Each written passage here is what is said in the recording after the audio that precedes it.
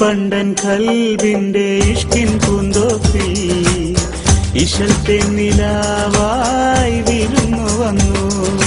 മാമ്പുള്ളി മറുകുള്ള കണ്ണാടി കവിളാൽ കുറുമ്പൊന്നു കാട്ടി പറന്നു വന്നു. പട്ടുലിവാസിൻ റംഗൊളിയിൽ നീയൊരു ചെമ്പനി നീരായി, നെഞ്ചിനകത്തൊരു മോഹത്തിൻ മുത്തുകൾ തന്നൻ സഖിയായി. ഞാൻ നിന്റെ സുൽത്താനാകാൻ കൊതിച്ചുപോയി.